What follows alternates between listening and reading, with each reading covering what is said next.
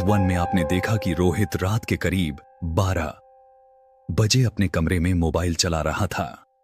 तभी उसके पीछे से कुछ आवाज आई और जब रोहित ने पीछे देखा, पीछे एक लाल साड़ी में एक लाल आंखों वाली औरत खड़ी थी।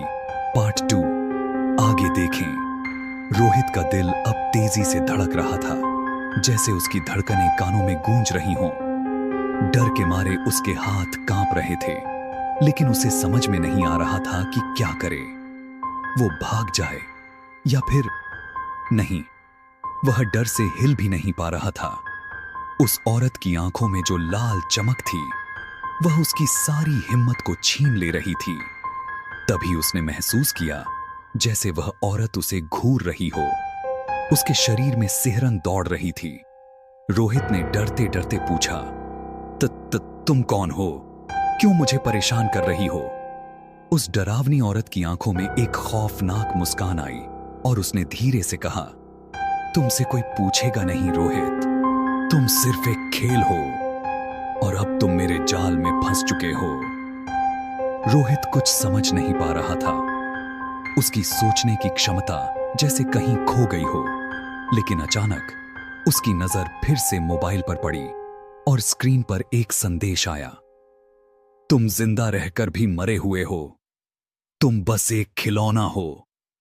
वह डर से कांपते हुए अपना मोबाइल लेकर देखा, लेकिन स्क्रीन पर कोई औरत खड़ी नहीं थी, सिर्फ उसका ही चेहरा दिख रहा था।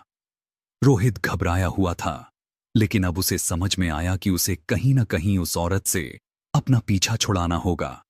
तभी अचानक कमरे का तापमान एकदम गिरने लगा और खिड़कियां अपने आप बंद होने लगीं। कमरे में घना अंधेरा छा गया। रोहित ने देखा जैसे किसी ने कमरे की सभी लाइट्स को बंद कर दिया हो। अब वह औरत सामने खड़ी थी, बिल्कुल उसके पास, और उसने रुआंसी आवाज में कहा, तुमने मुझे देख लिया है, अब तुम नहीं बच सकते। रोहित घबराया हुआ मुड़ा, लेकिन कमरे का दरवाजा बंद हो चुका था।